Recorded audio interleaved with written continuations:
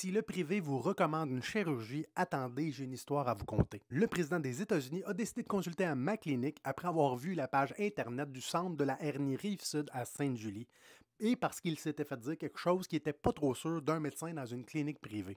Aux États-Unis, après un gros épisode de douleur au cou, on y avait dit qu'il y avait deux hernies, C4, C5, C6, C7 dans les bases cervicales. C'est resté là, son gros épisode de douleur a disparu, ça s'est amélioré, mais il est resté avec la sensibilité chronique au cou. Arrivé au Québec, la sensibilité chronique est encore là, il a décidé d'aller consulter dans une clinique privée parce qu'il n'était pas capable d'avoir de rendez-vous dans le système de santé traditionnel pour une IRM. Si vous avez écouté ma dernière vidéo, vous savez qu'une des raisons pour laquelle on a tant de difficulté à avoir des radiographies des IRM dans le public, c'est le surdiagnostic. Il y a beaucoup de médecins qui vont référer pour des imageries médicales qui ne seront pas cliniquement justifiées. Ça fait en sorte qu'on a un gros délai d'attente qui continue de s'accumuler juste parce qu'on a voulu soit rassurer le patient ou parce qu'on a voulu essayer de répondre à des questions cliniques qu'on ne s'est même pas encore posées. Des listes d'épiceries où est-ce qu'on veut juste aller essayer de trouver des incidentalomas qui n'auront aucun impact positif sur la santé des patients et qui en contrepartie vont peut-être mener à des recommandations mal adaptées qui vont offrir plus de risques que de bénéfices sur la santé des patients.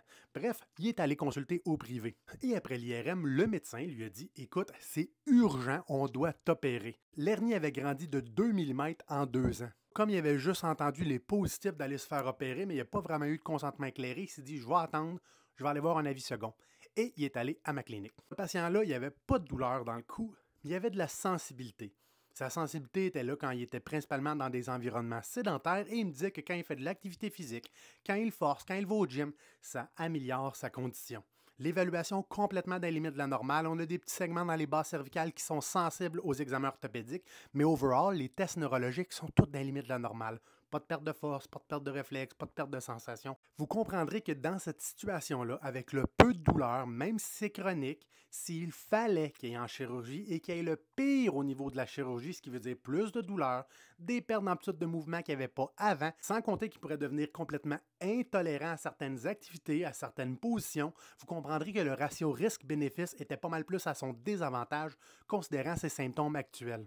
Je vous conte cette histoire-là parce qu'on ne peut pas se fier aux imageries médicales. On a des gens qui ont de l'arthrose sévère, qui ont des hernies, même des protrusions discales où est-ce que le matériel veut commencer à sortir et on les a trouvés par accident.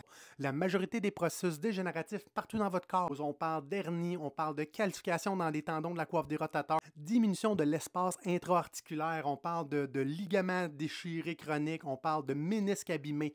Tout ça, ça peut être trouvé dans des personnes complètement asymptomatiques sans aucun symptôme. Ce qui veut dire que l'épaule qui fait mal, elle va super bien à l'IRM et l'épaule qui va bien, elle a toute la marde pas possible. On ne peut pas s'y fier. Mon conseil, si vous allez au privé et on vous recommande quelque chose de très invasif, que ce soit des injections ou encore pire la chirurgie et que vous n'avez pas essayé des traitements conservateurs avec de l'éducation sur la douleur, de l'autogestion, avec des professionnels qualifiés, consultez un chiropratien, un physiothérapeute et surtout que vous n'avez pas eu de consentement libre et éclairé, c'est que ça veut dire qu'on vous aurait donné juste le bon côté de la médaille sans vous donner les risques ou les traitements alternatifs, c'est pas une bonne clinique pour vous.